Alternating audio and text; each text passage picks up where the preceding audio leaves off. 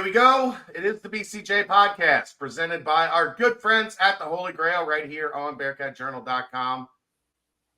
There will be a watch party Friday night, 10:15 kickoff at the Holy Grail. They will have it on all the TVs. Get down there, support those that support us. Watch the game. A little bit of a late one, but that's okay. Get yourself some cold beverages, some really good food, and cheer on the Bearcats as they take on the BYU Cougars. This Friday night, 10:15 is the kickoff time, and there will be a watch party at the Holy Grail. I don't think I'll be there this time, though. Probably have to stay home because we'll have content to do at 2:30 in the morning because we'll get into it, but I don't think this is going to be a short game. But there you go. Let's get this show on the road. Hi, Dave. What's up? Final volleyball game of the school season is in the books. Man, what a year it was.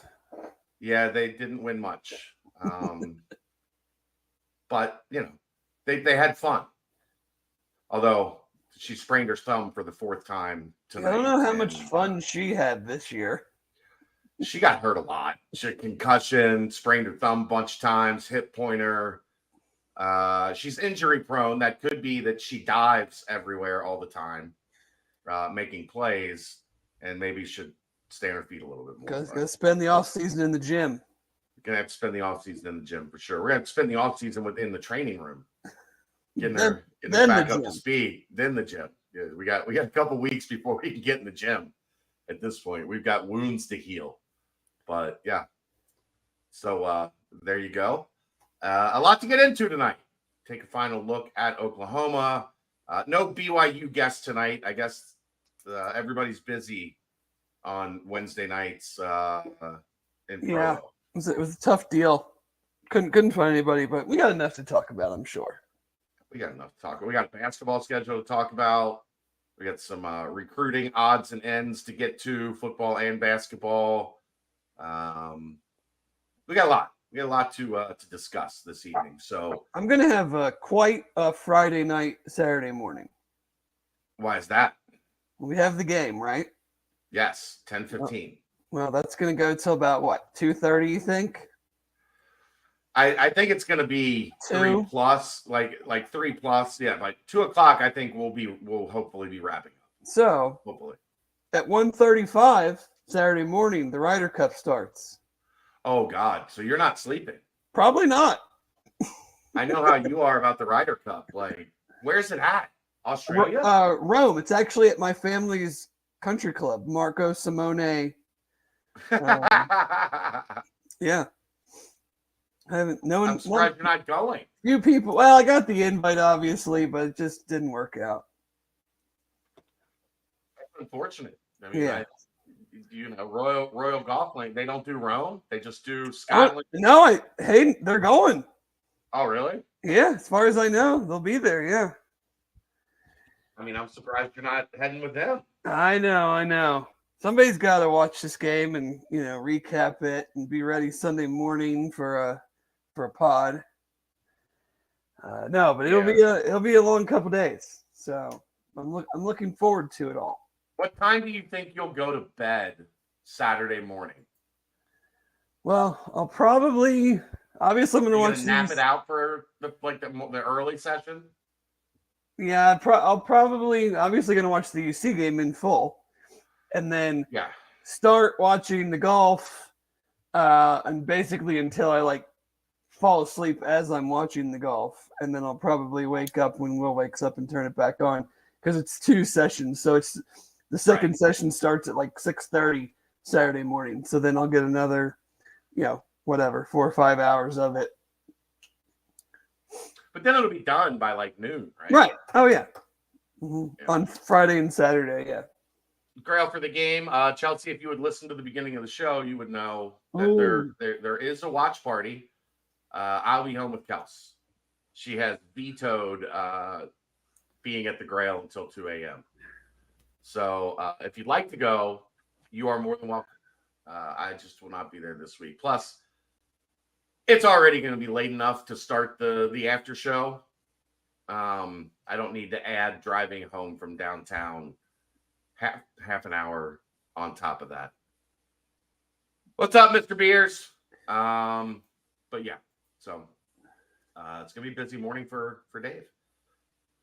Let's get to our game recap. Putting a bow on Oklahoma. That is brought to you by Home Field Apparel.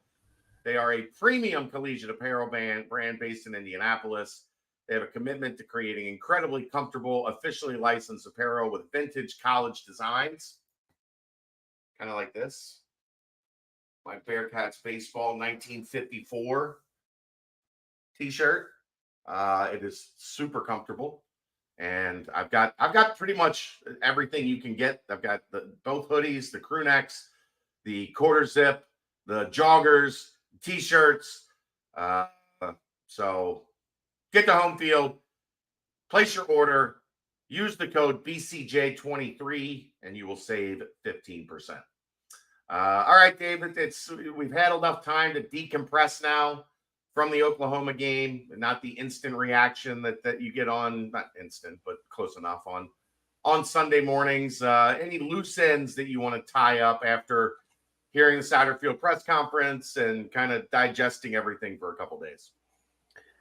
I mean, it's not really much different than what we said Sunday morning, what I'm sure you guys said Monday night. Like, it's kind of all right in front of you, really, when you look at it. You know, inefficiencies in the red zone, inefficiencies on third down, inability to hit on the big plays, whether it's schemed up correctly or whether it's, he talked about in his press conference, they had a couple shots, but just the line didn't hold up long enough, and it all works hand in hand. I don't think there's a ton that really needs to be dug into deeper. Everything offensively has to be better. Quarterback play, fewer turnovers, fewer sacks, running the ball. They got to run the ball better. They got to pass protect better. They got to run. I mean, it's all right there. I think,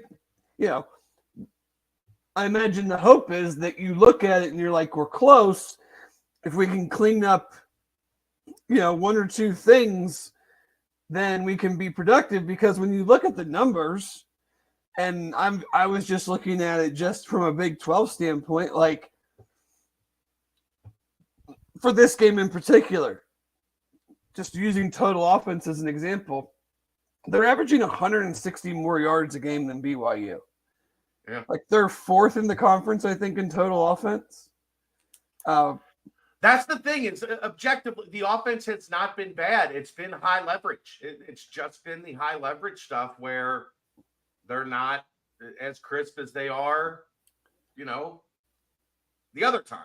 And it's still hard. It's still hard to do raw data numbers because it's only 4 games, and UC played a really good Oklahoma team. Other teams, played the bottom of the conference. Other teams have played, a hard Power 5 team. BYU's played Arkansas, but then they've also played Sam Houston State in their first ever FBS game, and then an FCS opponent. So that's, for all intents and purposes, they played 2 FCS teams.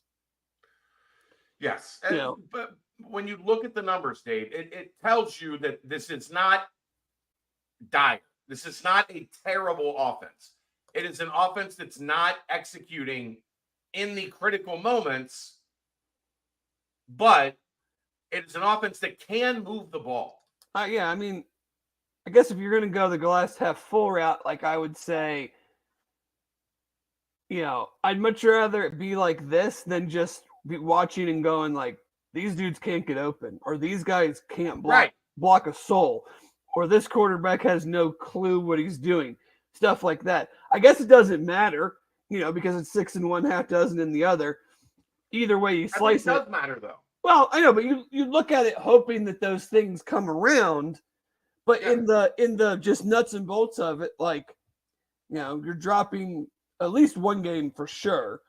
Who knows how the Oklahoma game goes if things are a little bit different. what do they do? But you look at it and you go, man, if we can just be average in those areas, right? like just be very baseline average in third Red down. zone, Third down, I think, is propped up by they weren't bad against Miami actually on third down. They were bad in the red zone. I mean, they're in the top half of the league on third down.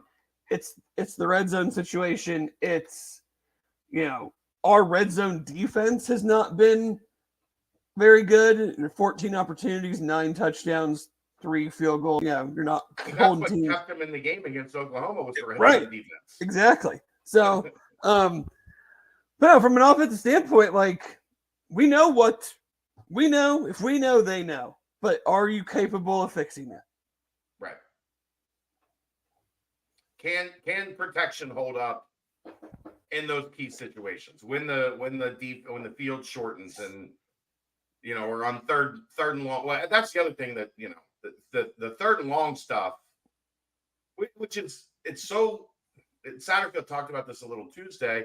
Like that's the frustrating part is they'll be moving the ball down the field and then all of a sudden something will, a 2-yard loss on first down and all of a sudden it like the whole thing just unravels. Right. I mean, it's like we talked about it and then somebody made the point. We talked about it I think on Monday. Like the check engine light is on and each time it might be something different.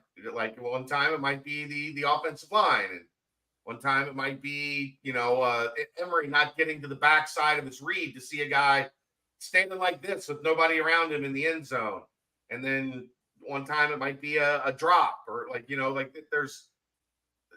there's too much talent for this to continue in terms of just like going completely cold out of nowhere. Because they're getting the job done, picking up yards. But then at that first, and I don't know, maybe it is 10 new starters. Like maybe that is where this is rearing its ugly head because we're seeing different things pop up where and what I mean by the check engine light is it's not a well-oiled machine. And maybe that's where that comes in, having that many new guys when you get into those high leverage situations. It's even more important that everybody is executing every aspect of their specific job. And if there's even a little bit off, the operation falls apart. And that's kind of what we've seen. Yeah, we've seen the last 2 weeks. They just offensively, they don't have a ton of margin for error. And then when you're going to be as bad as they were in the red zone against Miami and as bad as they were on third down, but you can also say first, second, whatever down, that's what puts you in a position to have half of your third down attempts being, 9 yards or more. Right. You're not good on first and second down. So there's just not a margin for error. And like we talked Sunday morning, like you're going to get what? In most games, 10 on the short end, maybe 14, 15 if it's a high-scoring game of fast-paced offense drives. Half those drives, you're not going to just methodically go down the field. Like they have to figure out a way to start generating some bigger, not even necessarily for touchdowns, but like 15-yard runs, 20-yard passes. Like you can't just 7-yard run, 14-yard pass it down the field consistently enough and then get down to the 20, 25-yard line and think that you're just going to 4 yards at a time it into the end zone. Right. And what a 40-yard play might not be a touchdown, but it's 4 first downs you don't have. 3 times of going through your set of downs. Yeah.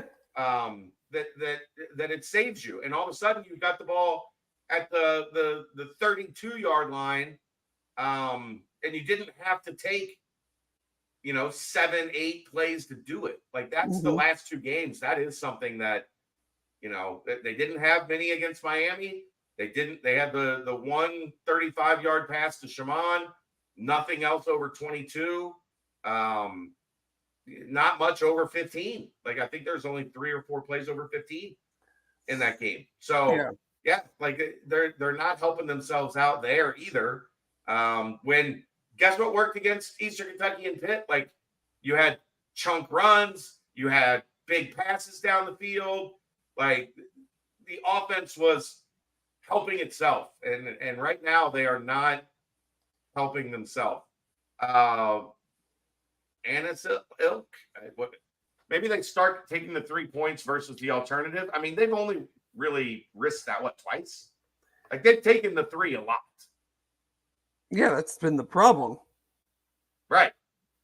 they've had to take the 3 too many times. To the point where they feel like at times maybe we need to go for it on 4th and 1, 4th and 2. Because we can't take another 3. Yeah, I mean, if you look at the red zone numbers, they have 19 attempts. They've scored 14 times, 9 touchdowns, and 5 field goals. But they're 2 for 12 or 2 for 10 in the last 2 games. Yeah. They're 2 for 10 in terms of scoring touchdowns. And somehow that's not even close to the worst in the conference either. Well, yeah, because they were great the first 2 games. They had 10 trips and scored 9 touchdowns in the first 2 games. So let's get back to that. Yeah, run that offense. Oklahoma. I don't think Dylan Gabriel is good, Dave.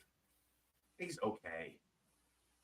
Like if I'm building a championship team, Dylan Gabriel's way down the list of who I want him as my I mean, I guess, I thought our defense played really good, but I also thought there were plays to be made, and to only score 20 points. I feel like, if we're just comparing, and I'm, all the talk was about their offense and passing game and efficiency and all that. Like, USC, Oregon, and Washington would have scored 50 in that game. Easily. Maybe not 50. High 30s, 40s. USC would have probably scored 50. So, I mean, yeah. They certainly, stalled out a couple times, turnover in the red zone. They don't really have much of a running game. I mean, he missed a wide open touchdown, about as bad as you can miss it. Down the middle, it wasn't even really close. No, but no, I mean, I think that's to me, it's the frustrating part is that you knew, like, I try to look at things just like as a whole and not react necessarily to each game on their own. Right. And, am I really surprised by any of this from what we saw all summer and what we talked about going into the season? The answer is no, because it's just coming in different ways than maybe we expected and coming at different it's happening backwards times that we expected. Right. You have all these new guys, you have a new system, you have depth issues in certain positions. We all knew that going into the season.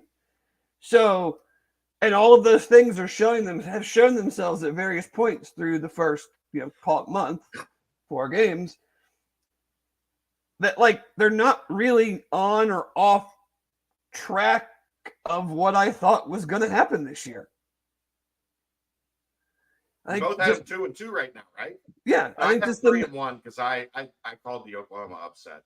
The major frustration, I think, just lies in the fact of you lost the Miami game when you played pretty well outside of one segment of the game, and that's why you lost.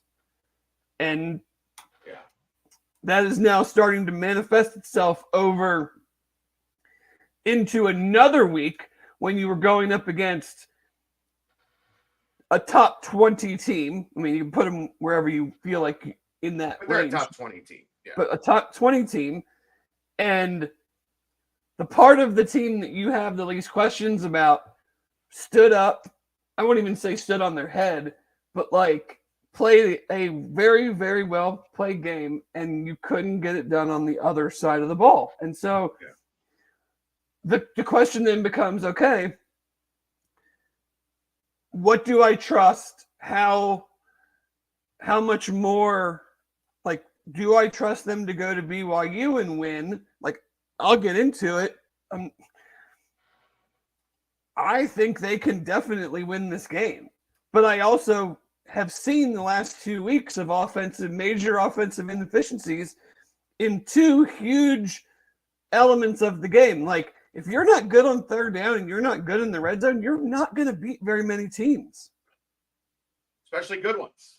And even mediocre ones.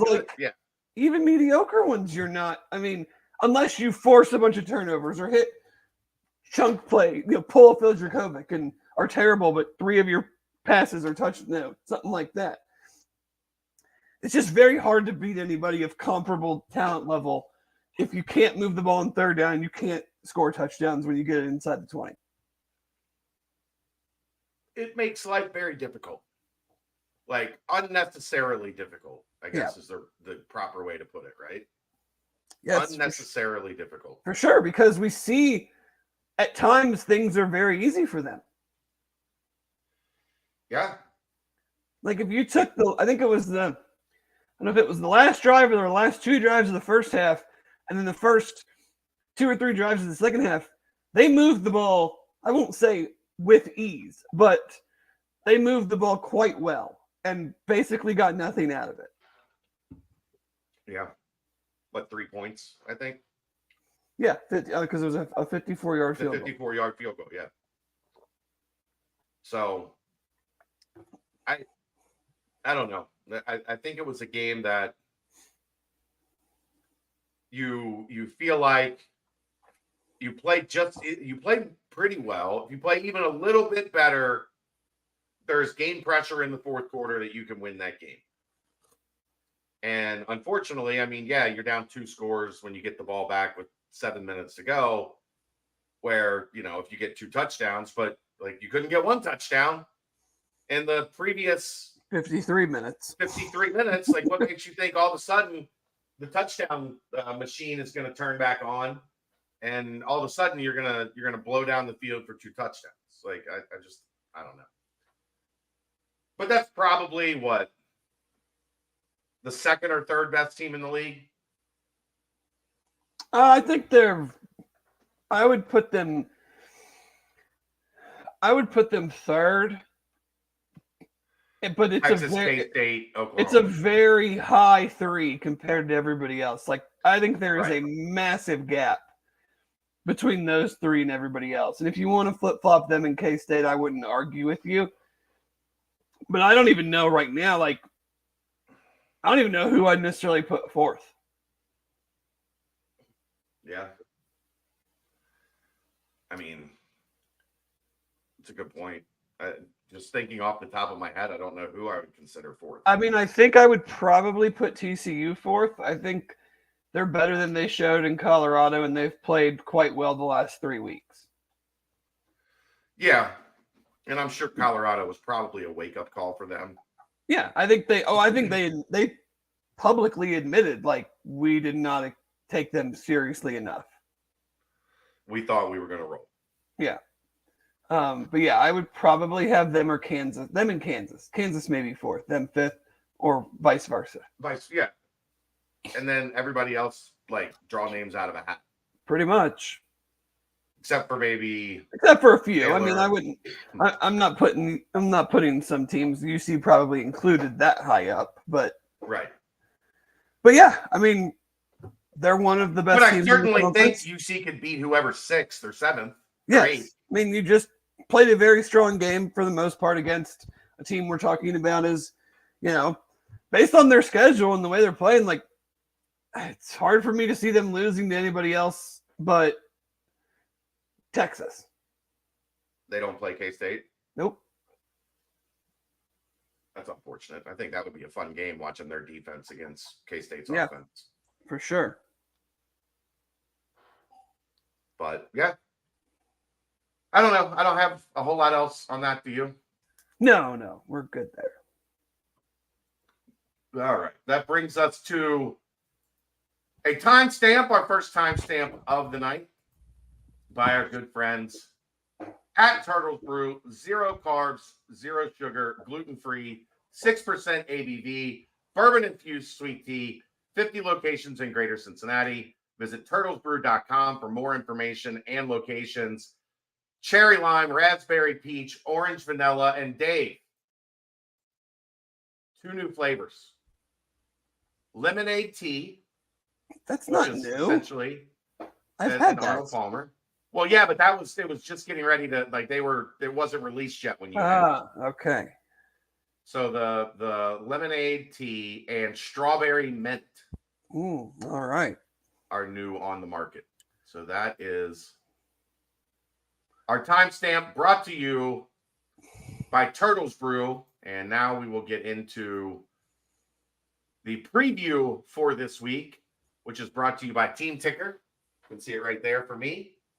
Aaron's got his. I've got the Sea Paw. Aaron's got the Bearcat. Bearcat around here somewhere too. Maybe I'll switch back to the Bearcat at some point. It's right but we wanted you to see both the Sea Paw, the Bearcat for Aaron. It's a local company started by 2 UC alumni. It's a one-of-a-kind sports sign for Bearcats fans. A high-tech retro display that provides updates of the latest news, stats, schedules, and much more. No subscription required. You're looking for the perfect addition to your man cave, your dorm room, your apartment, on campus, or a gift for that special Bearcats fan. Go to teamticker.com and pick up your Team Ticker today. And also, if you have loved ones or Christmas presents in mind for Michigan State or Penn State fans, they have those as well. Is it still $25 off? I don't think so. I think that's over. Okay. Maybe you can go to teamticker.com while we do this segment and see if there's still a $25 off. All right. All right. Let's get to BYU. A quarterback that Scott Satterfield is familiar with from last season, Keaton Slovis, that they defeated when Louisville beat Pittsburgh, is now in charge at the helm of BYU. And the reason Dave and I think this might be a 3.5+ hour affair is they do not run the ball at all. Yeah, I'm sure they'd like to. It has just been very, very unsuccessful so far in 2024. They are 129th nationally in rushing with 61 yards per game. They had 9 yards rushing last week against Kansas, against Southern Utah in week 2. Their running backs ran the ball for 3 yards a carry. He threw it 51 times last week. Obviously, part of that not being able to run the ball, other part of that game situation. So I'm sure they would like to try to establish the run and not just come out and chuck it all the time. But if you ran it for 9 yards against Kansas, what are you going to run it for this week? Right. Against a team that has would done seem, a really good job. Would seem to be better at that, defending that. Actually, Kansas has a good rush defense as well, as you see. It's a little bit better when you look at just yardage numbers. But again, game situations, who knows, things of that nature. It was a very odd thing, and I reached out to our compatriots at BYU about the spread movement. For those that aren't into gambling, I think they opened up at like -6.5. Is that right? Was it that high? I mean, I know in the minus past, five and -9 at 5.5, -6, something like that, right? Yeah. And then all of a I sudden, know when the jump happened, it was at like 3. All of a sudden, yesterday it moved all the way to UC is now favored by 1.5. It's a very strange movement midweek, not even midweek, like early week. Right. I mean, you can see movement Friday night into Saturday morning on games, but not like this.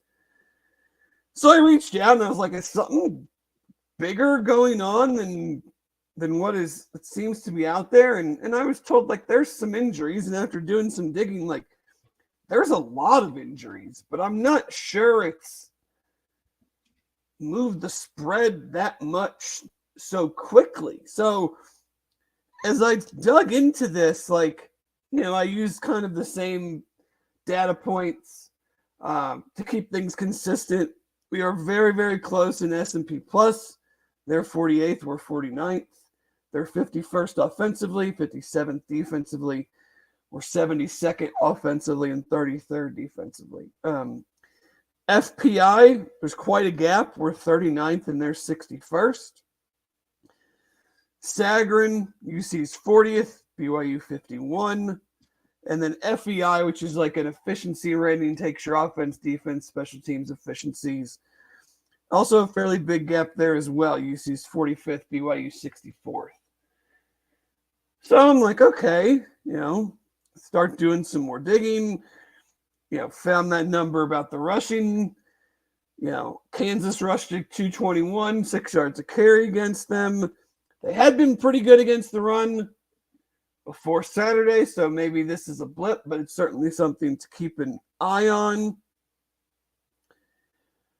But, they are, it might be the injury thing, because they are dealing with what seems to be more than just your typical bumps and bruises, especially with some key players. Their probably best offensive lineman, maybe biggest pro prospect, Kingsley, and I'm going to butcher his last name, Suamatia, injured against Kansas, came back in. Sounds like he might play, but from our standpoint, status unknown. Big loss defensively. Ben Bywater, linebacker, led the team in tackles last year with 98. Already had 32 and a sack this year. He is definitely out. Starting cornerback, Eddie Heckard, was a 2022 FCS All-American that transferred in. He is very likely out. Linebacker and safety is in a bad spot. They are down. They were down at Kansas to 2 walk-on safeties starting. That's rough. And linebacker is a strength for them. They got 2 other guys that are their other 2 leading tacklers. But, this guy's backup has already been – Bywater's backup has already been hurt. Their second-string safety is already out. And then their starting safety was out. One of their starting safeties was out for the year in fall camp. Aiden Robbins, big-time transfer for them at running back from UNLV, didn't play last week. He's out this week. They had a wide receiver get a concussion last week. Parker Kingston, another wide receiver, Cody Epps, was out pretty much all last year and has been coming back from injury. Played sparingly last week. So maybe his reps get bumped up this week, but would seem that he's still not 100%. A starting left guard exited the Kansas game, had a sling on his arm. They benched the starting right tackle in that game. So now it's kind of like a Caleb Etienne or Braden Keim at right. Their offensive line has had a ton of movement, some injuries. There's just it seems like there's a lot going on. I'm reading articles about the offense has had an illegal touching penalty every game. So, what the hell's going on there? I guess last week there was a timeout. I don't think they called it. It was maybe a TV timeout. And they had to call a timeout coming out of the timeout. So it just seems like there's a lot of, I don't know what is going, the injuries, it seems like some inorganization. The offensive line clearly isn't playing up to standard if you're running the ball for 9 yards or 129th in rushing period, and you've played 2 teams that you should physically dominate. Yeah. So this is why it's hard, because if UC was 3-1 and was just average in the areas we discussed earlier, I would think I'd feel very confident they're going to win this game after I've gone through all this stuff. But you're going on the road on a short week, a night game, and it's going to be loud. It's going to be hostile. The altitude, all of those things. I'm do I trust them? Do I need to do the whole show me before I believe it type thing? I mean, we have seen them go on the road and look pretty good. I would say I would expect BYU is better than Pitt. I don't think I would hope that's not too much of a stretch because Pitt looks pretty damn bad right now. Yeah. I don't know what are they defensively? Like what is their system? What are they trying to do? 4-2-5. Which if you're banged up at linebacker and safety, that ain't great. Right. That puts a lot of pressure on the front four and the corners. Yeah. I mean, if you're playing 5 DBs all the time and your starting corner is already out and you got like multiple safeties that are already out and you're playing walk-ons in week 4, that doesn't sound good. Right. You know, they've only got 6 sacks. Tyler Beatty has 2.5. He's a defensive end. He's leading them. So they're not getting a ton of pressure on the quarterback. Let me look up something real quick. Tackles for loss. They are 12th in the conference. They have 20 this year. For comparison's sake, we are 6th. We have 26. Kansas State is leading the conference. They have 36. So whether it's sacks or tackles for loss, they're not in the backfield a ton. I mean, I think they're going to. And guess what? When you have major trouble at safeties, your number one corner is out, and your linebackers are out, you're going to become pretty hesitant to. Right, you're not blitzing because you can't afford to put a couple walk-ons on islands, and if you don't get home and stuff of that nature. Right, like it just makes it really tough if you want to. Like you can't be aggressive. Even if you wanted to. And Aaron, by the way, it's heads up, the $25 off is still active. So teamticker.com, get $25 off your purchase. Cincinnati, Michigan State, and Penn State. Got a question from Connor. I already adjusted the banner for it. We're good. I know. I just hadn't read it. I wanted to say it out loud for there are people podcasting here. Do we think a short week, a late night game, and the altitude will be any effect on the team? I know Coach said no, but I feel it could. The altitude, I don't worry about. Yes, college kids, man. I don't worry about late night, but altitude is obviously concern. I think it'll be less of a concern at night without like the heat and humidity. Well, here's the thing: it's less of like if UC's defense plays well. I think it's less of a concern because it doesn't really affect you offensively because you're cycling through running backs, receivers, tight ends. Like nobody offensively is playing outside of Emory Jones and some of the offensive linemen. Like Scott mentioned, probably should have used more offensive line rotation against Miami when we ran 91 plays. Like if we run 91 plays again, they should be rotating more guys offensively. Right, and he admitted that like we didn't get Wilder and Radosevic in enough because then the altitude will start to affect you. Yeah, like if your defense, and that's one thing. Even in the Miami and Oklahoma games, the defense was not on the field like exorbitantly. Like they won time of possession. They're the leading time of possession team in the league. They're averaging over 33 minutes a game. Right. They ran almost twice as many plays as Miami did. Right. So, yeah, I mean, the altitude is going to be a concern, period. I mean, if we want to look at, like, individually, Keaton Slovis, 60%, but he's really 54% in the last 2 weeks against Arkansas and Kansas, and I wouldn't call either of those teams, like, the 85 Bears defensively. A little over 1,000 yards, 8 touchdowns, 3 interceptions, 6 sacks. He's a statue.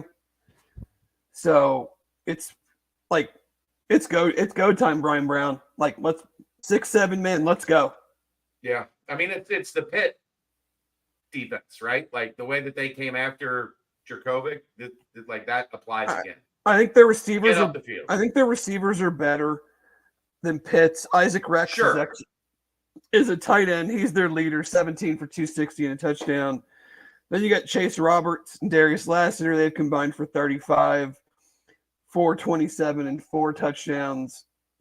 And then you have Cody Epps, who's probably going to work his way back in a little bit more, subbed out for the guy that got the concussion. So you've got four pretty legit targets for him. So, I'm not sure you want to go guns blazing, all the time, 60% pressure.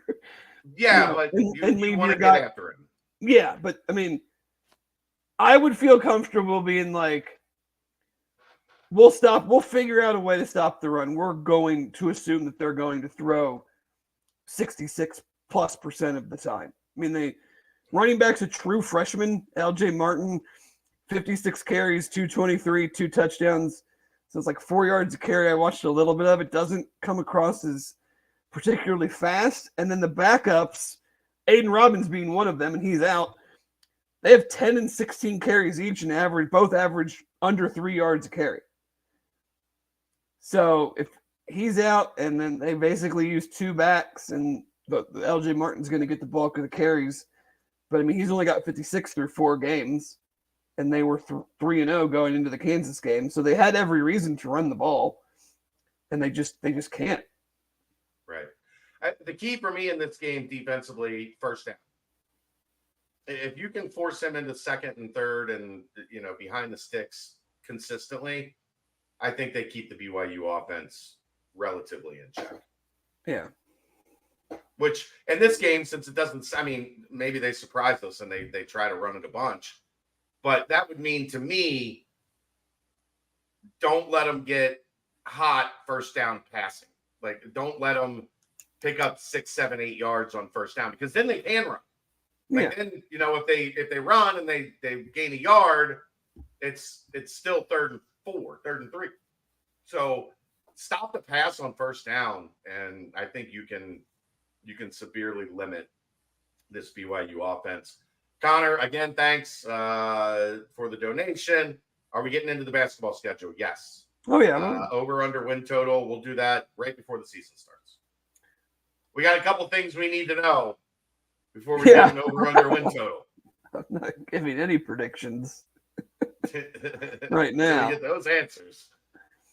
Hold up. Wait.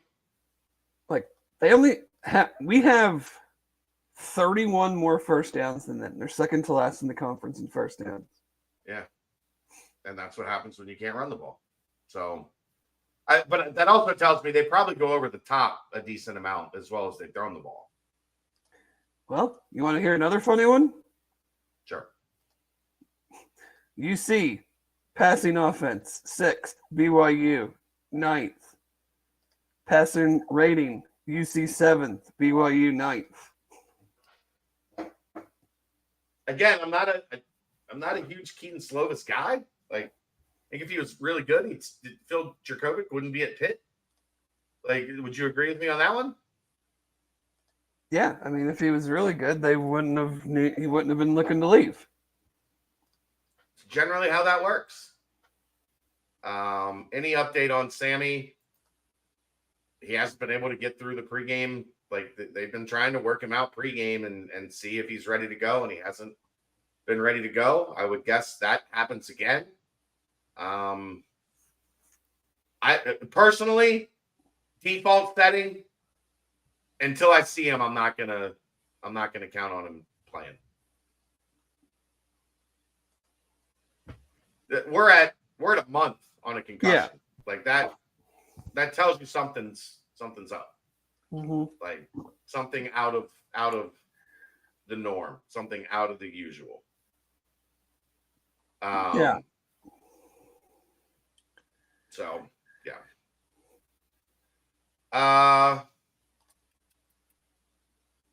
They have a good punter. Do they? And yeah, I did say that. Good punter and field goal kicker. So there might be a lot of punts and field goals in this one, Dave. It's just so like you look at these numbers. Like UC's only punted 12 times. That's 4th in the league. Yeah. Iowa State and Oklahoma State have punted 27 times. Like, if we could just score some freaking touchdowns in the red zone, like all of the numbers say, like, That's what I said, that like in the Brendel Bites, they're not. I don't think they're far. I don't think this is watching the 2016 Cincinnati Bearcats or watching the 2017 Cincinnati Bearcats, when oftentimes it felt very clear there's not anywhere close to enough talent on offense. There's not guys that get open. There's not guys that can block. There's too many things stacked on top of each other for those offenses to be successful. I don't get that vibe. Like it's high leverage. They've got to figure out and be better. And that is not even me being glass half full. I don't think. That's me being realistic. They are having high leverage issues. They are not good enough right now over the past 2 weeks in high leverage situations. But I don't think it is because they don't have the talent to be good. Right? Like, is that fair? Yeah. I don't think that is being overly like rosy. I think that is saying they're not far. If they fine tune a couple things, if they get the car in the shop and they get a little bit of, standard maintenance, they can be on the same page and they can be better in those high leverage situations. Does that mean it's automatically going to come? No, absolutely not. But yeah, I don't think they're far off. Like, for the people that, and I get, fandom is emotional, and it's easy to just pick something and everybody point it out and harp on it when it's part of. Is play calling part of the problem in high leverage situations? Yeah, to an extent, sure, because the plays haven't overly worked. But that doesn't mean it's the only problem, and it doesn't mean that you can't look at the play. Like, it's not like all of a sudden the same guy that's good at calling plays, moving the ball up and down the field, is dreadful at calling plays in high leverage situations. Like, that just, to me, Dave, maybe you think differently. To me, that doesn't make a lot of sense. No, it doesn't. But I mean, clearly there's some disconnect right now. Sure. So it's on it. Like I said Sunday, like it's on everybody. It's on everybody. You can't be that bad in one particular part of the game and just point at one or two people. Sure. That's kind of what I'm getting at. Like, at points, maybe it is a play call here and there that was a bad play call. At points, maybe it was a good play call that XYZ didn't execute properly. Maybe it's Emery made a bad throw. Maybe it's somebody fell down in their route on a good play call, potentially. Like, whatever it is, it's not the chain on the bike is getting like popping off at some point in these high leverage situations, and they have to figure out why exactly that's happening and how to get it fixed. Yeah. The good news is, I don't like what are the best like Iowa State's the best defensive defense. Yeah, I mean BYU's defense, if you just go on like total defense, they're third in the conference. They're not even giving up 200 yards a game, but how much of these that's pass defense. Okay. Total defense, they're sixth. They're actually one spot ahead of UC. But how much of that is the first two games where, just like you see how much of UC's offense, you could say the same thing, how much of UC's offensive production is the first game. Which right now it's a lot.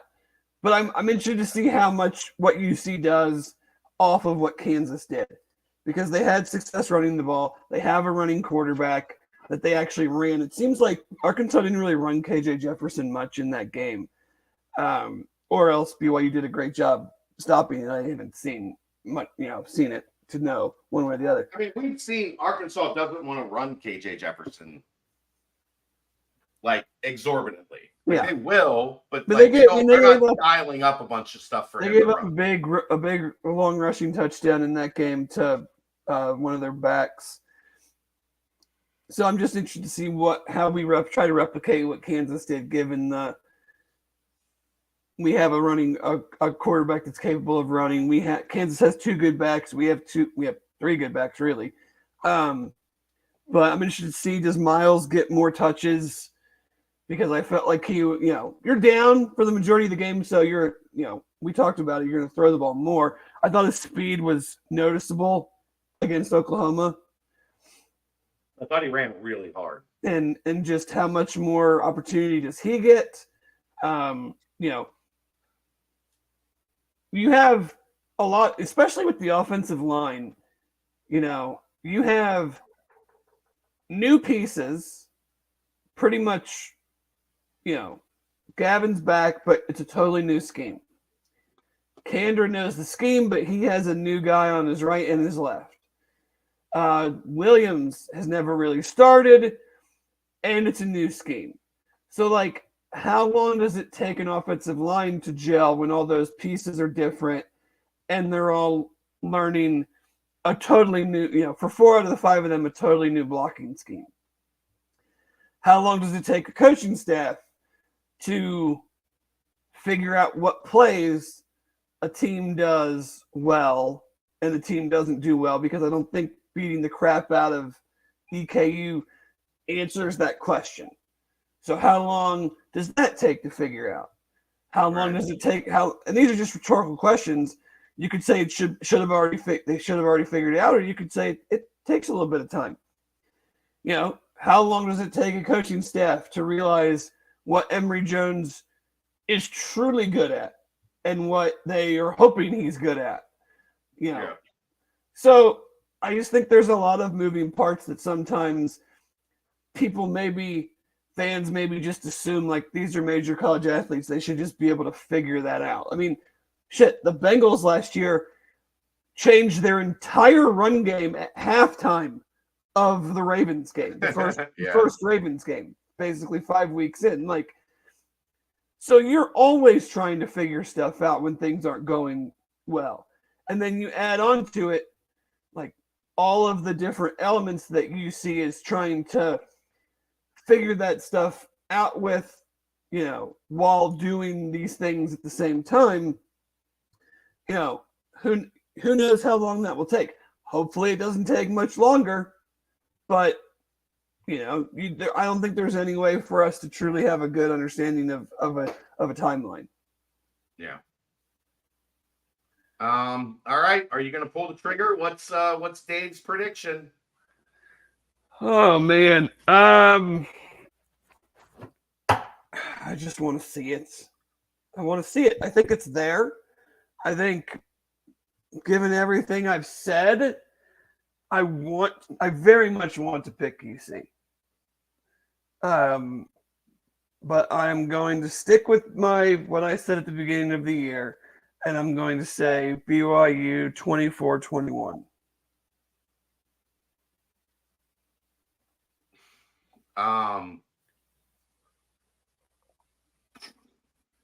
I think I'm leaning towards taking Cincinnati. Do it. Literally nothing is on the line. Right. I mean, it'll come out, it'll come out tomorrow night or Friday morning when gotta leave some suspense for the staff predictions article, Dave. I know there's several people waiting for that to hit their inbox. Tens of people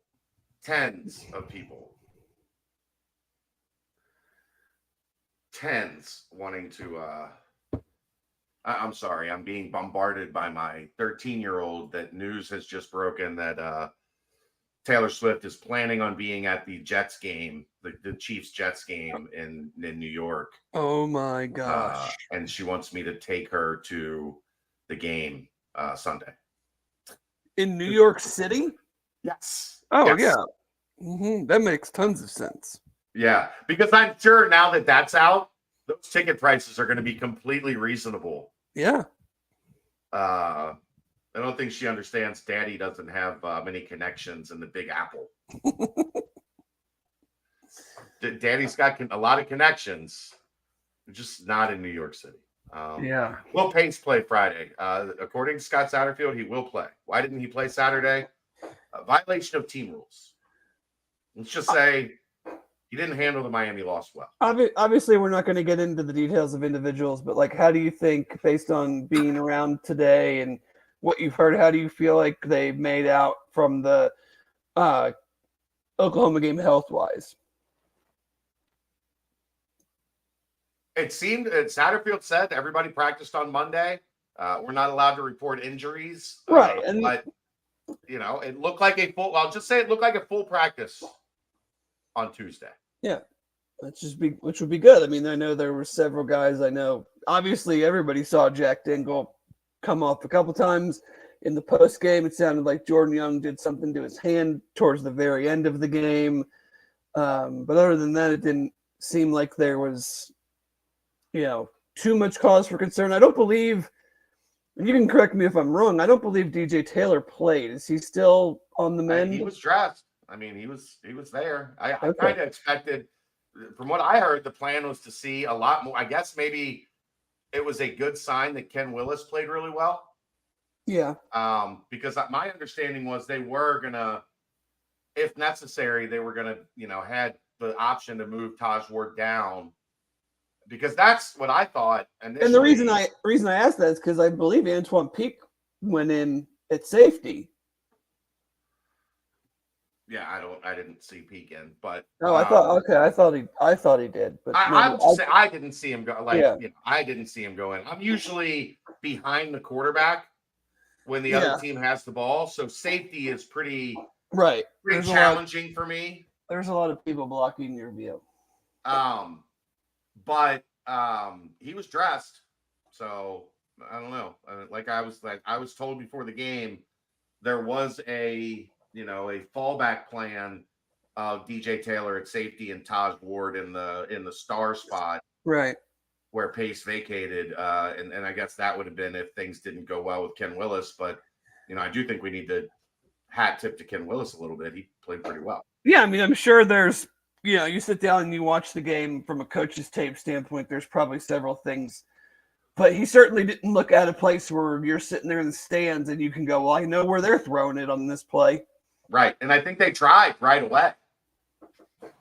Like, if you go look at their early stuff, like the first couple drives, like they were throwing. I mean, when you see that, you see it come across pregame that one of the best defensive players for UC is not playing, I think your first instinct is to go, okay. And they're starting a redshirt freshman with no career starts in his place. Yeah. That's what I mean. You look at it and you go, okay, who's replacing him? Oh, this guy? Oh, yeah, we're going after him. Yeah. So, I don't know. I might pull the trigger tomorrow night. I've got another day to talk myself into it. I'm still cautious. Because I worry about the short week. I worry about the altitude. There are definitely things to be concerned about. But in terms of talent, just in terms of looking at the two teams on paper, I don't think there's a much of a gap, if any gap at all. The data says that it's in UC's favor, especially when you factor in the injuries that BYU has. If UC's healthy and BYU's got 5, 6, 7 guys, starters that might not be there, it's interesting. I wonder how much rotating we're going to see to try to combat the altitude and give guys maybe an opportunity to catch their breath a little bit more than normal, which would challenge the depth of this team. Although they feel I'll tell you this, they feel pretty confident about that D-line depth. Did you see the beginning of the second half? Yeah, I remember, because I go to myself, I said, well, that's certainly a strategy. Where it was the entire almost the second string defense, D-line, yeah. D-line was the second string defense. I think Jonathan Taylor was out there. Ken Willis was out there. Jonathan Thompson was out there. Ken Willis was out there. But it was the second string defensive line. First 4 snaps of the second half. I was like, well, that's a strategy. Mm-hmm. That's certainly something you can do. but it didn't hurt them. No. Like they got the stop. That's how competent they are with that second unit. Yeah. So, yeah. Connor wants to know how you become a BCJ member and what are the prices. You just go to bearcatjournal.com and you click join, and you have a decision to make from there, Connor. You can sign up for monthly, which is about $11 a month, or you can sign up for annual, which is $109 for a year, full year of coverage. And so depending on where you go to school, where you went to school, you can figure out which one is the better value. Yeah.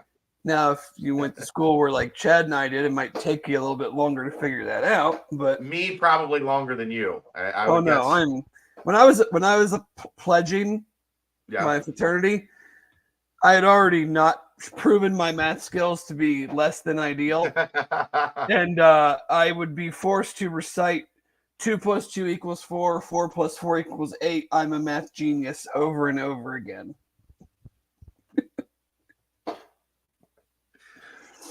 Is that the college fraternity version of Bart Simpson writing on the yeah, basically. Word? Yeah. That's great. Yeah. So I think we're good there. I don't have anything really else. Do you? No, I don't think so. I mean, when will you have a beverage Friday night? I mean, like as soon as I get to my parents' house. So like 6, 7 o'clock, maybe. Okay. I didn't know if like maybe you would hold off until a little closer to kick. No, probably not. Okay. So I don't have to drive anywhere. Yeah, and I have to do content. So like at the end of the game. We can do whatever we want, and I just, couch, floor, bed, whatever.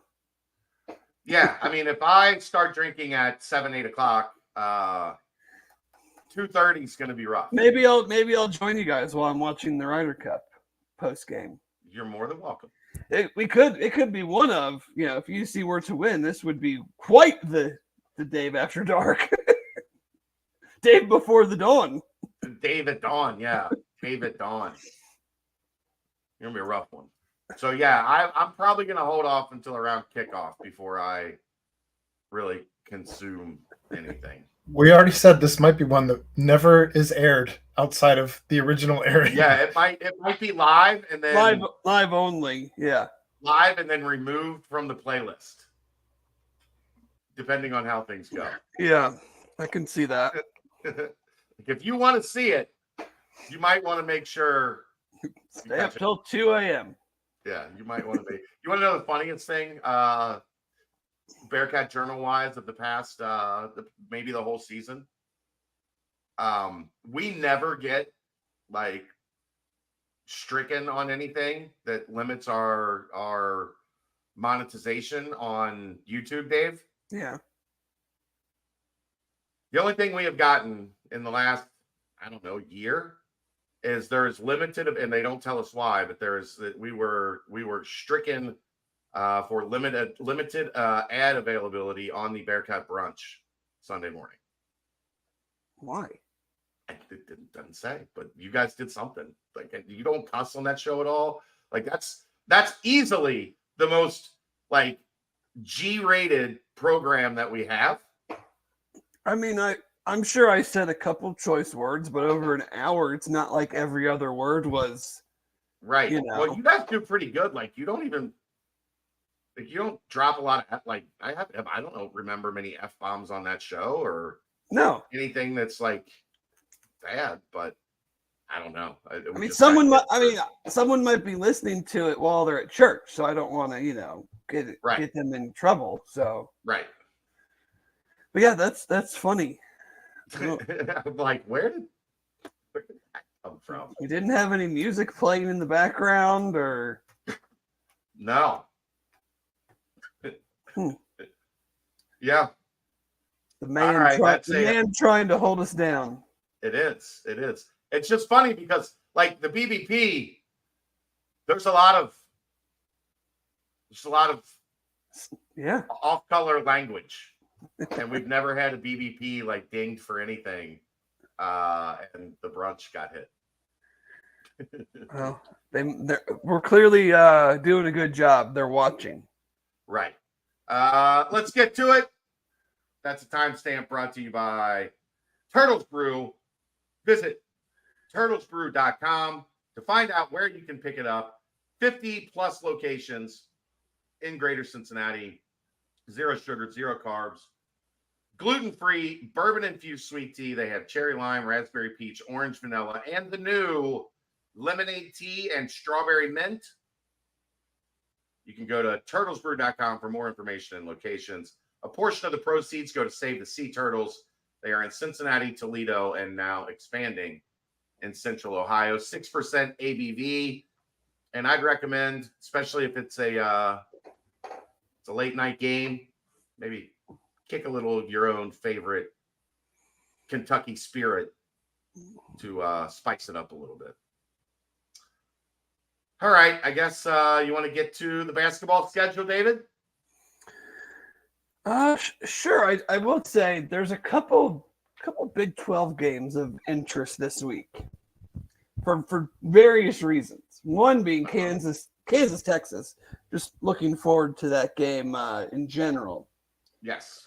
But the one I'm actually, maybe from a deranged standpoint, I'm more interested in is the Iowa State-Oklahoma State game.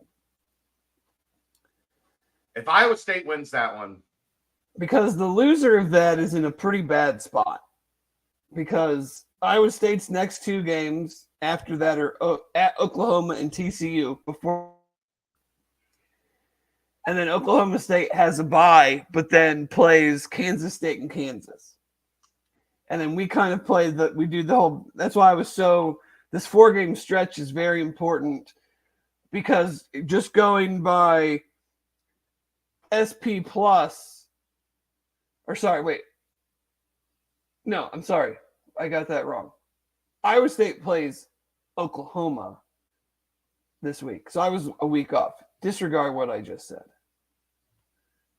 Right. Kansas does play Texas, but I was looking at the wrong week on my my schedule grid. I'm sorry. Thank you, Jeffrey, for pointing that out and keeping me from looking like an idiot when people listen back on this. Yeah, Iowa State beat Oklahoma State, right? That happened. Yes, Kansas, Texas is a good game. There's kind of not. Everything else is kind of like no result in any of the other ones would surprise me. West Virginia winning at TCU would probably surprise me. But there's nothing else that's like Texas Tech, Houston. Texas Tech lost their quarterback for the year and has not been playing good. Houston, not sure this is going very well. But Baylor, UCF, another one that's backup quarterback. Baylor's been, I would say, underachieving to date, but does Timmy McClain win this job at UCF? I don't think so. Do you? I think he's better. Is that saying much? I mean, I think he's better. Yeah. He might be. But I don't know. He's a much better passer. Like, he's not as dynamic. That's tough. But the main point I wanted to take away, though, is these next 4, BYU, and then we have the bye, and then Iowa State, Baylor, Oklahoma State. Going off of SP+, specifically speaking, because I looked it up, we are all very, very close. Yeah. Like, BYU was 1 spot ahead, and then I think one of those other 3 was 1 spot ahead of them, and then the other 2 are 5 to 10 to 12 spots behind UC. So for the most part, they're all very similarly. Yeah, they're pull names out of a hat range. So, can UC steal one of at BYU, at Oklahoma State? Can they for sure get the 2 at home? Because I think if you're at worst 4-4 going into the last 4, you probably feel pretty good about yourself. I mean, you're home. You got 2 home, 2 away. The 2 away are not going to be against the top teams in the conference. So, right. This is an interesting way that how all basically the last 8 teams UC plays, they're all kind of there's no outlier of like, oh, this team's really good. Right. So, can you start off Saturday by stealing one on the road? Or Friday, I guess. Let's get to the basketball schedule. Out of conference, it's not very exciting. I'll give you that. I mean, there's Georgia Tech at home on November 22nd. Damon Stoudemire, baby. That'll be interesting to see if they're a different looking Georgia Tech than they have been.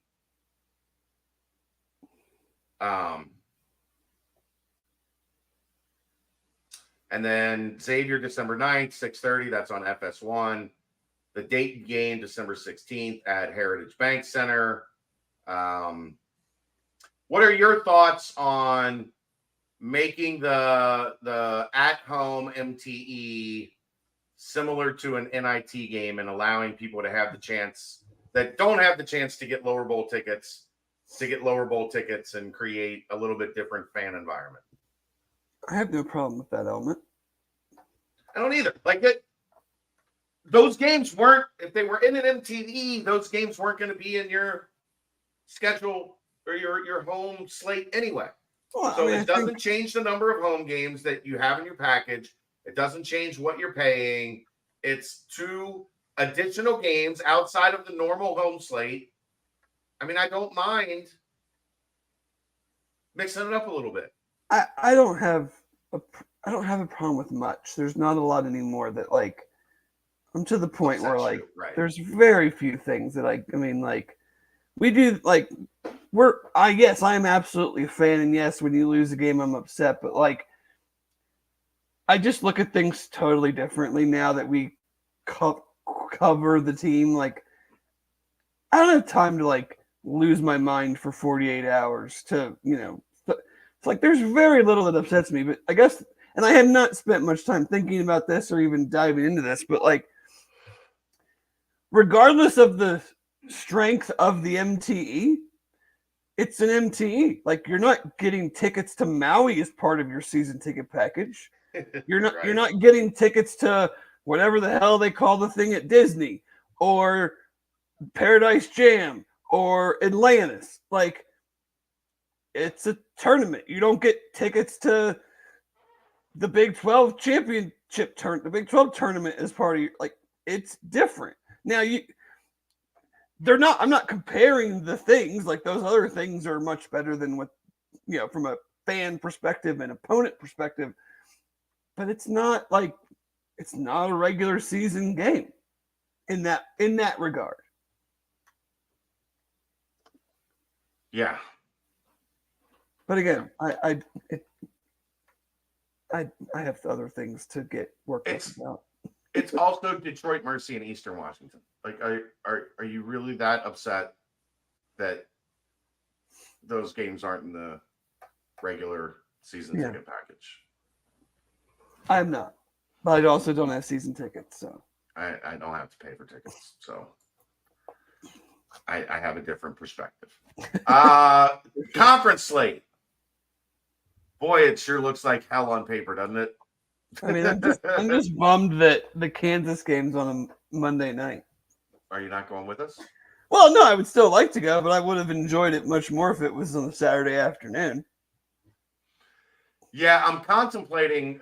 Let's get your opinion on this, and if anybody's planning on going. I mean, obviously, there's 2 options here.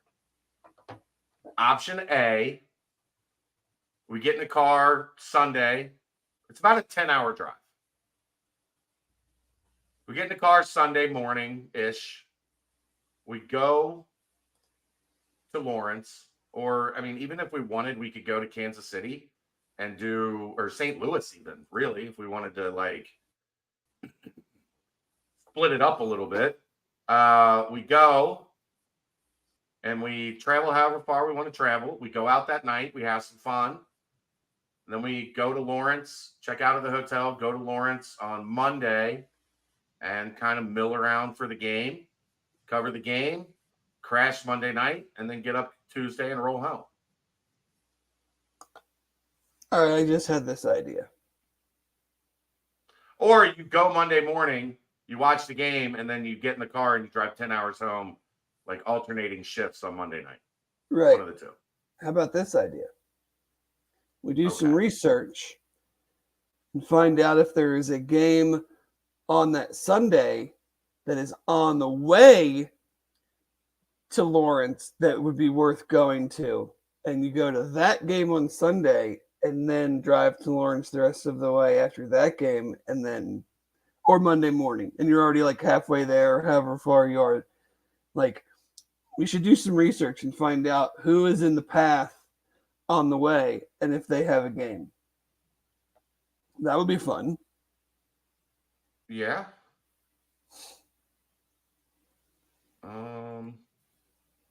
It would take some time. Like, it's not something I think we can really do like live, but you know.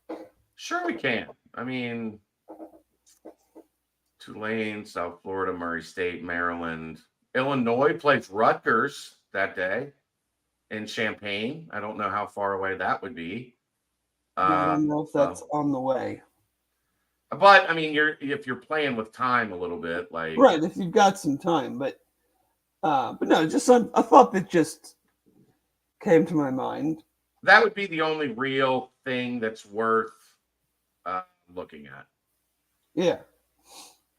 And you know, we could go to New Orleans for Memphis, Tulane. We go to Tampa for Wichita State, South Florida. No.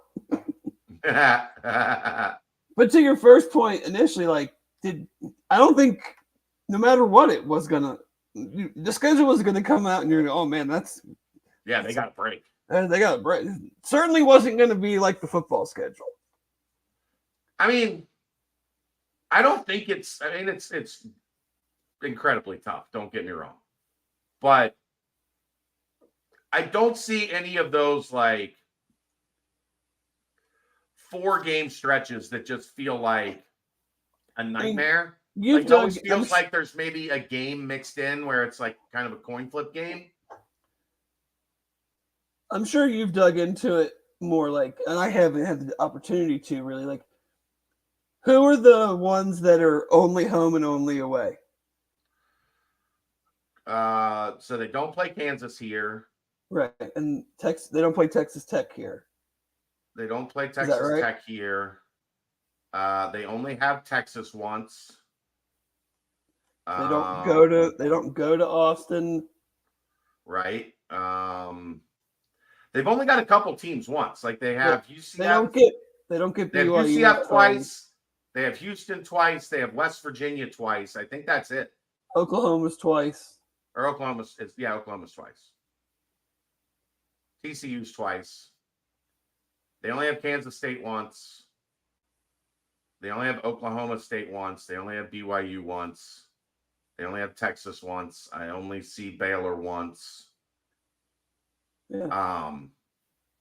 I don't know. Like, look, BYU, Texas, Baylor, TCU.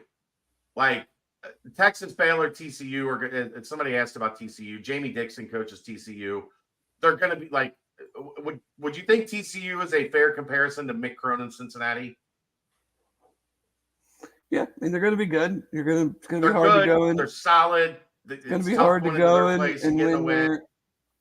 I mean, let's be real. Outside of UCF, like, are there any road games where you're going to just, unless something happens once the season rolls around, where you're just going in being like, we absolutely should win this game?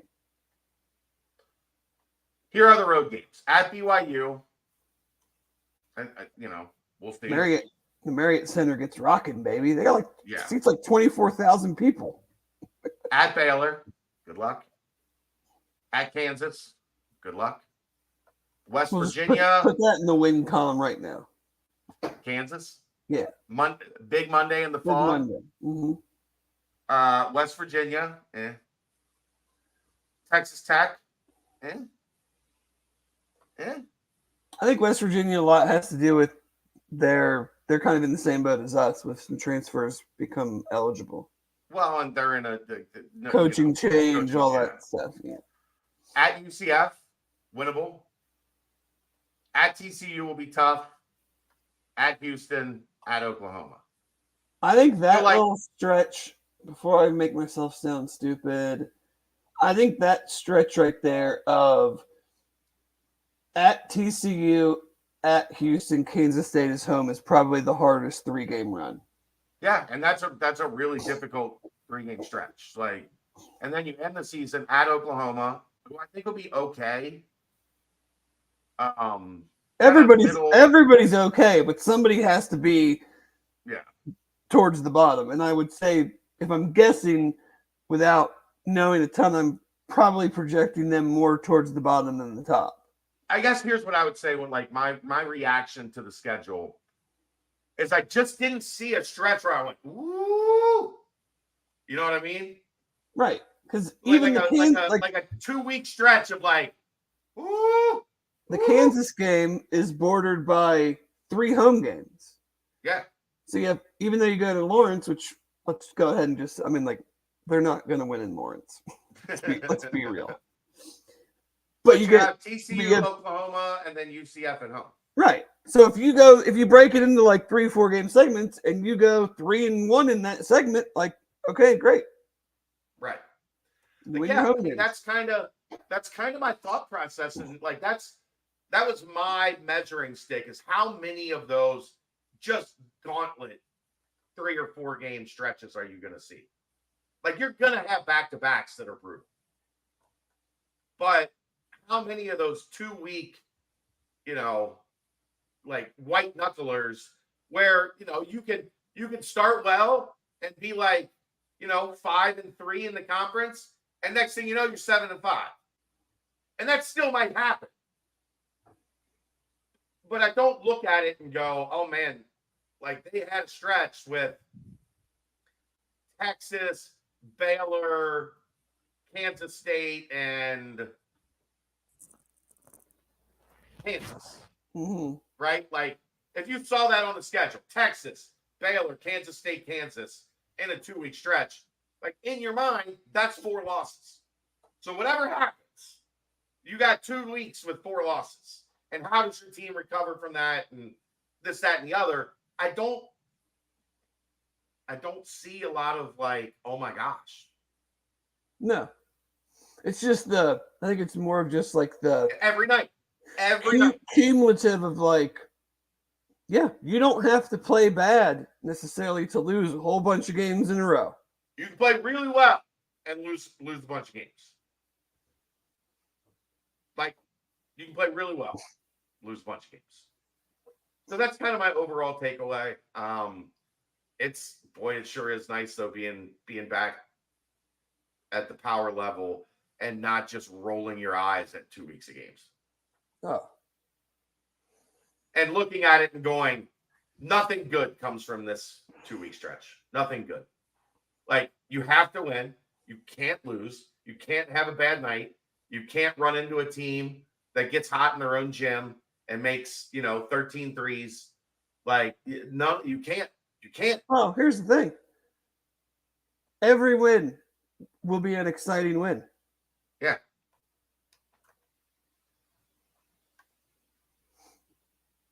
You're right. You're right, sir. You're right.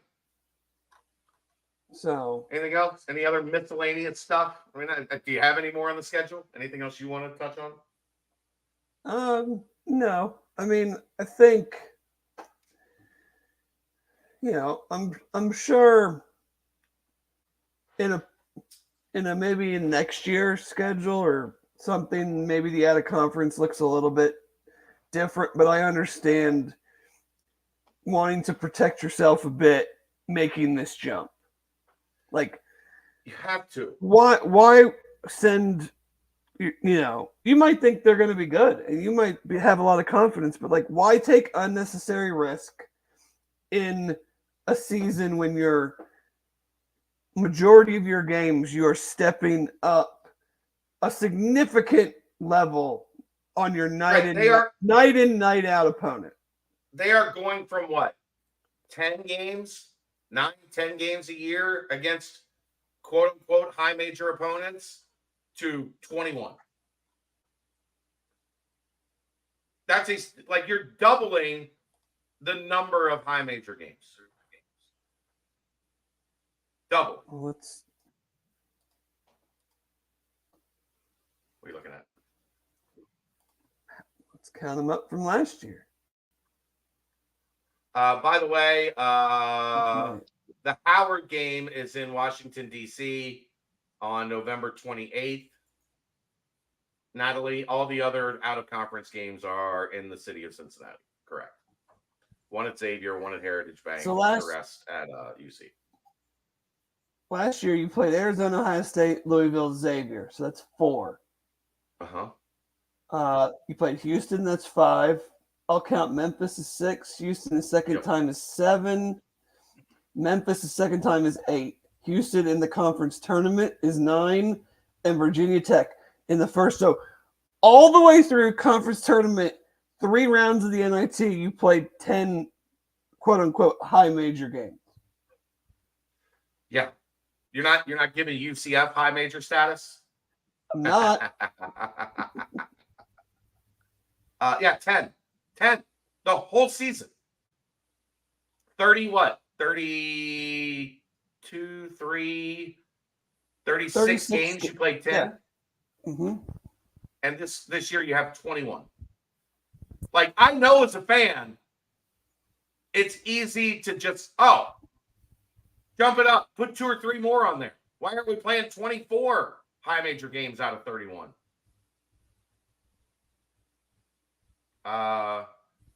Because it's just not smart, I don't think. No. Right, that's what we're saying.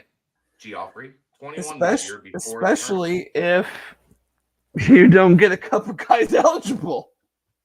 Right?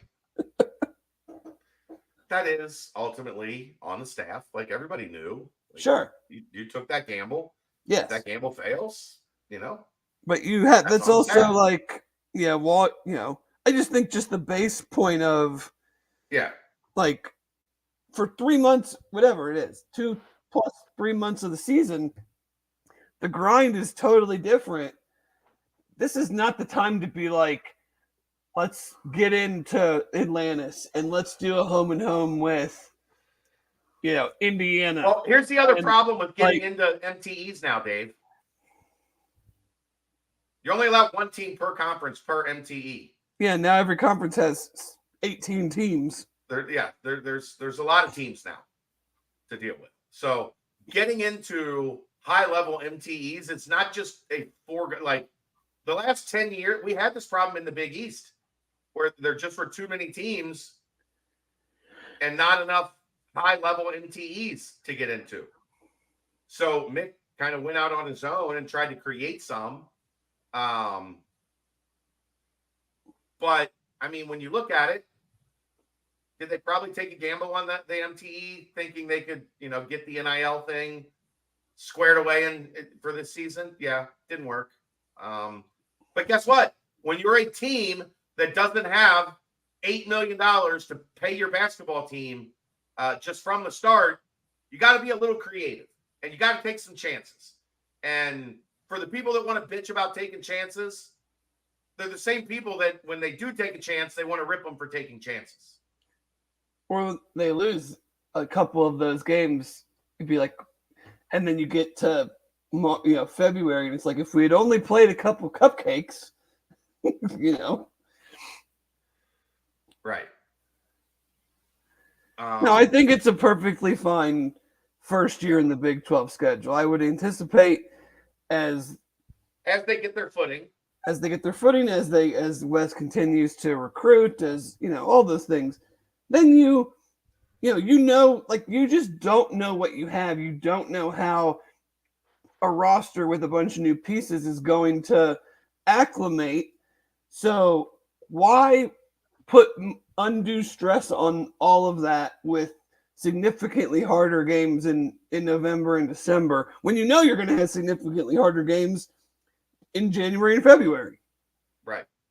I understand, and I'm not a risk-averse guy per se, but I get it here. Like, I get not putting yourself in a hole before you even, like, find your shovel.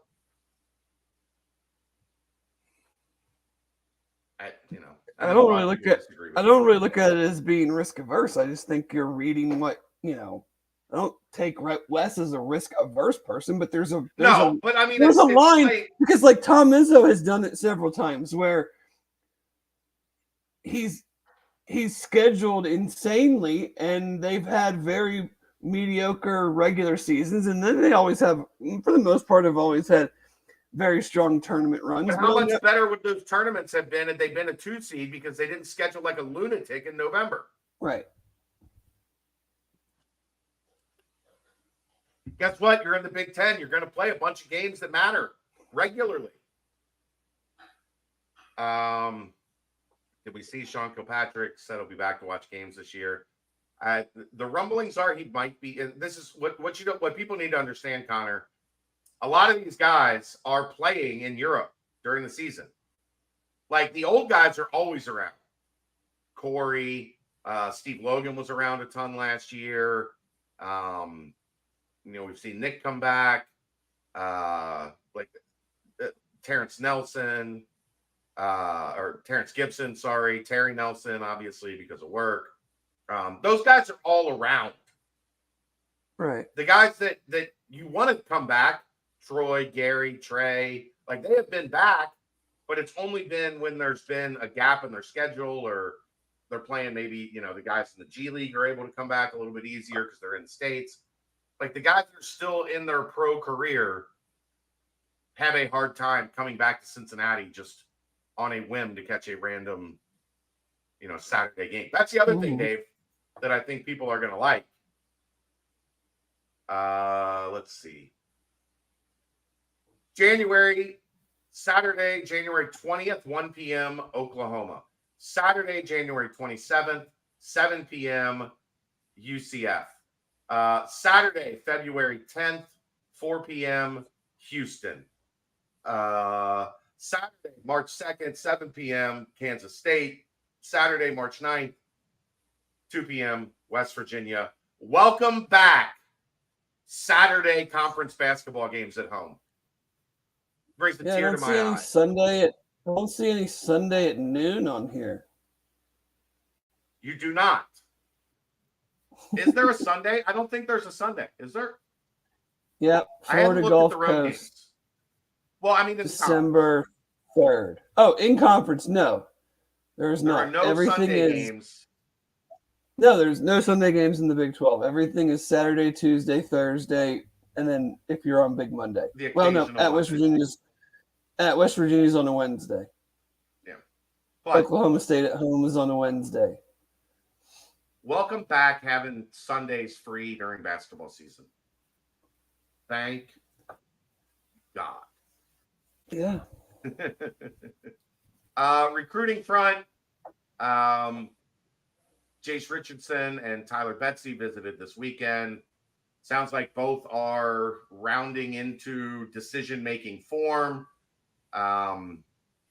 Richardson, that camp has done pretty good at keeping things pretty close to the vest. You would expect Michigan State is strong there. We've heard about Alabama with Jace for a long time. Cincinnati is right there with those three. They got the last visit.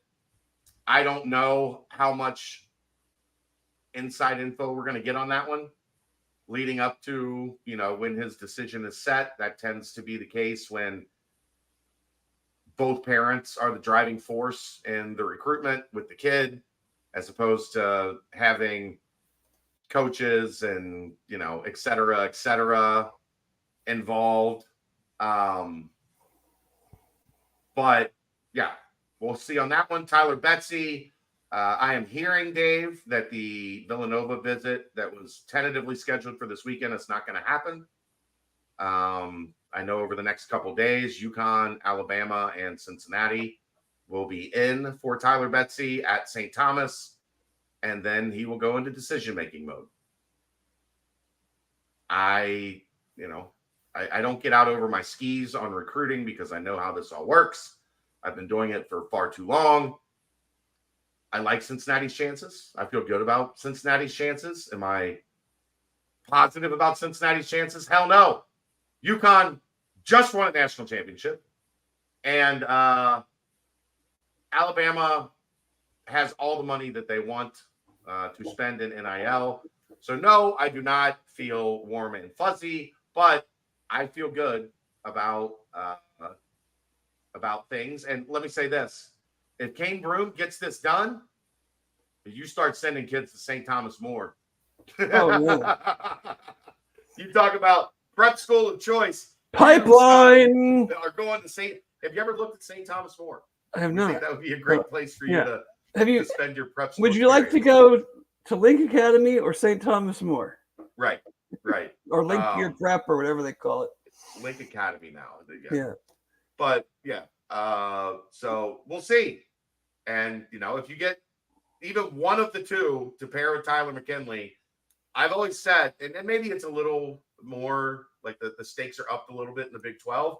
But if you can get two top 50, top 75 kids and your high school kids in every recruiting class, you're going to have a roster as long as your evaluation is good. And I think we've seen the staff is pretty good at evaluating based on how many kids that they start recruiting at one point. And then by the time that a decision comes, their recruitment is elevated substantially, both in rankings and schools interested, et cetera.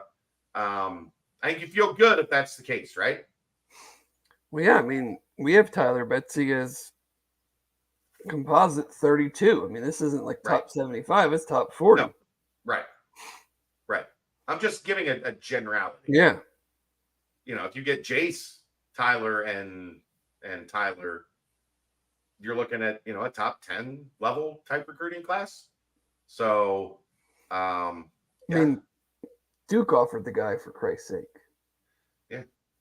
That you feel pretty good about kids you're recruiting that have a Duke offer. And they don't throw those around like the last national champ.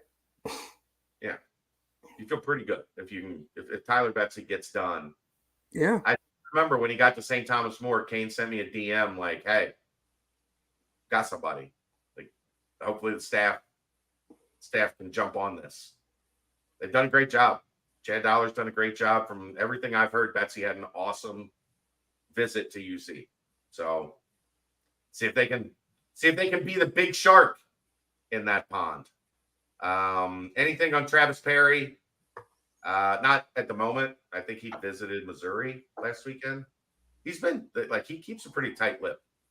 But he's expected to be at Cincinnati for an official in October. So as that gets closer to happening, hopefully I'll have a little bit more information there. I know they had staff go see him play in the state golf tournament. Like, you only do that if you're pretty serious about wanting to get the kid. Like, you're not getting to rub elbows with mom and dad and the coach. Like, you're showing up for the kid at an event that means something to him. Also, usually a good sign. Jaden Quinn's still like a potential visitor sometime in October? Or? Potentially. I mean, reading the tea leaves, Missouri, if he goes to college. Oh, Missouri, if he goes. Not Big Blue Nation? So one of the guys on Missouri's staff played with his dad in college. I gotcha. So they have a definite in. He just visited Missouri for an official. I still firmly believe I will be shocked if that kid plays college basketball. Yeah, overtime elite or something. I think he's gonna go the pro route, because for him, remember, it's not he doesn't get the luxury of 1 year in college basketball. Right, he's already, if he goes to college, it's because he's bumping up a year. He's got to play 2. Right, because of his age, he's not going to be 19 in time to be qualified for the. If you go to overtime elite, though, you can then do that. No, he'd have to play 2 years, but he'd get to play 2 years professionally. Right, he's getting paid. I think the second year he could technically jump to the G League. Yeah, like but not Ignite, but like the real G League. But he couldn't get like a 2-way or anything. No, I don't think so yet. But he would still be able. If you're not eligible to be drafted, then you couldn't be eligible to be deal. signed. Right, you can't get a two-way deal. Or else guys would be doing that to get around with that rule. The vibe I've always gotten on Jaden Quaintance is that I would be surprised if he plays in college. Missouri does make some sense because of his dad's tie to there. But it just has felt like the kid wants to be a pro. Go be a pro. Yeah. I'm all for it.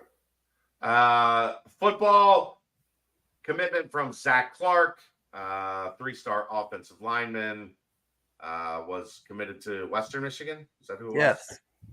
And flipped to the Bearcats, 6'6", 270. From everything I have heard and gathering info on Zach Clark, his senior tape has been plus, like really, really good. I watched some of it. He's a big dude. I mean, he's your prototype, which they absolutely need to start finding more of. The 6'6", 6'7" guys with the arms, being 270 already, he can very easily get to 300 as he's probably a 16 or maybe 17-year-old at this point. Moves pretty well for a guy his size. Gets out in space, can run a little bit. So, obviously almost every lineman that a program like UC is going to bring in is going to be a developmental piece, but you want to see the size, the length, and still like the foot quickness and ability to move, and not just be a tall guy that can be easily displaced. And also important to remember at tackle, this is an outside zone. They got to be able to move. Yeah. You're not recruiting tackles that are just standing there and doing this. Nope. So I know from what I've heard, the tape has been kind of what enticed this move. And he camped as well, so they've had a good opportunity to see some growth, see him in person, and then see him put that to work in the first 4 or 5 weeks of his senior season. So, well, what is it, David? It's you camped. Okay, we've got you now on tape. Now go show us. Like we're impressed, but now you're on our radar. Okay, now let's see. How does your senior year go? So yeah, I think that was it's probably not gonna to blow people away with the commitment, but guess what? Offensive linemen are hard to grade, man. It's just such a unless they're already they're hard to 6'6", grade, 310, and can move. If they're worth the shit, they're hard to get in the portal. Yeah, they're hard to get as high schoolers. They're hard to get in the portal. They're hard to get. You know why they're hard to get, Dave? There's not a lot of huge people walking around. Because guys that are 6'7", 310 pounds and are athletic, how many of those do you run into in a day?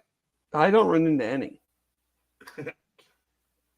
I do at UC occasionally, right? Like the ones that are already here are the only ones you run into. Right. So, all right. I don't have a ton else. I guess the playoff is sticking with 6+6 for now. Going forward, they haven't switched to 5+7 yet. I mean, they have 2 years before the whole thing blows up anyway, where they have to figure out a whole new system or agree to continue the one they have or whatever. So it's really, I mean, whatever. Yeah, not a big deal. We don't need to spend really any time on that. All right. I think that about wraps it up then. It's going to be a late one. Should we live watch BYU? Well, you can. I'm not. I know not you, but just maybe that's something we'll figure out this week. I mean, obviously it's going to be on the TV and we won't be able to show it. You won't be able to hear the audio, but I don't know. Maybe depending on how the game is going, maybe I'll live watch second half. See what everybody else is doing. I don't know. We'll figure it out. That's going to wrap it up. Thanks to everybody for tuning in. He's Dave Simone. I'm Chad Brendel. Thanks to producer extraordinaire Aaron Smith. That's the BCJ podcast, brought to you by the Holy Grail, right here on BearcatJournal.com.